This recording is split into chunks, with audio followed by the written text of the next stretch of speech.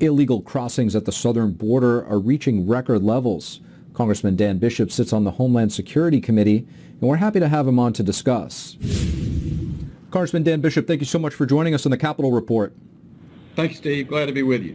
Congressman, you're on the Homeland Security Committee as well as the Subcommittee on Border Security. How is this border situation affecting the security of the United States? Steve, we've had a continuing debacle for the duration of the Biden administration, but it's really getting ready to enter a phase on steroids if they go through with this cancellation of the Title 42 CDC health-based authorities as an additional measure to keep the control of the border. So we're seeing just last month over 220,000 enforcement encounters with migrants at the border, and the numbers that are being released in the United States continue to be unclear, but it continue to be huge.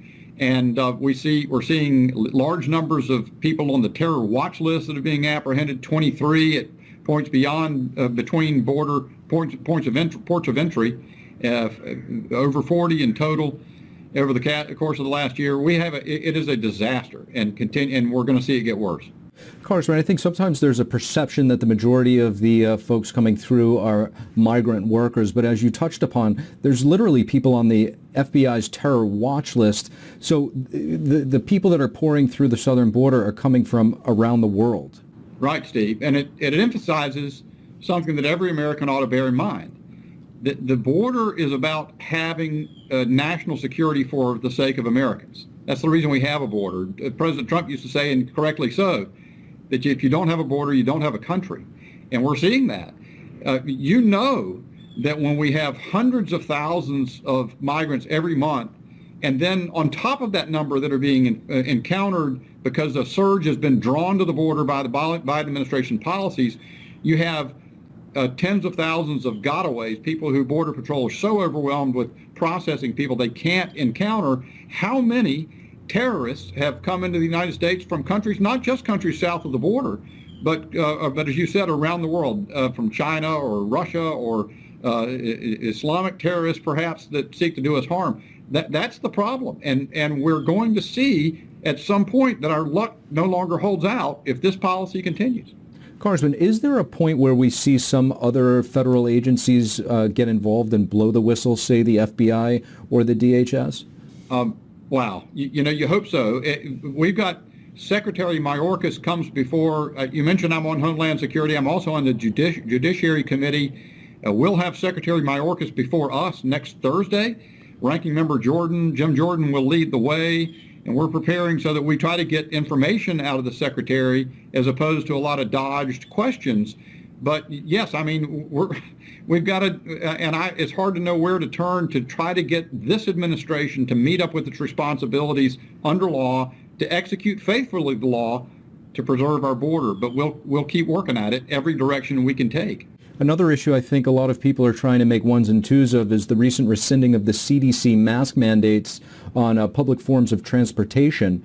I'd like to get your response to the Biden administration's attempt to appeal the rescinding of this order. Well, Steve, it's just another indication how out of touch the Biden administration is, how hapless, how ham-handed. Even the president himself said in one video clip I saw after this brave Trump judge, a judge appointed, thank goodness for President Trump, appointed this great jurist who said the CDC doesn't have the power to impose a mask mandate on airlines and other modes of public transportation. And then President Biden says in a comment, well, Americans, I think appropriately so, are going to have to decide for themselves whether they want to wear a mask or not. Well, that's just common sense. And then the very next day, the Biden administration comes out and reverses course and says they're going to go have an emergency appeal to attempt to reimpose this mask mandate. And yet we've seen the video on commercial airliners across the country with tears and laughter and cheers of people so finally relieved that they can fly on an aircraft, on a commercial airliner, without having to be suffocated by a mask full time when there's absolutely no reason for it and no benefit from it. Congressman Bishop, has the CDC given Congress any idea of what the metrics might look like that they're looking for in terms of thresholds they're trying to reach when they will say it's actually time to take off the masks? They are notoriously evasive about that, Steve. I mean, what I think we see is just rule by bureaucrats. They want the power. Fauci wants to control all power and information for himself. I mean, he's not the only one, but he's perhaps the greatest symbol of it. And it's time for that to end. In fact, Steve, I've got a special rule that could be discharged if we get enough signatures in Congress so that we could put all this doubt to bed. And we've got a lot of co-sponsors. I'm hopeful we'll get a majority and force that issue on the floor of the House and force the CDC back into its corner. And let's get this done so the Americans can get back to normal life. Congressman Dan Bishop, thank you. Pleasure to be with you.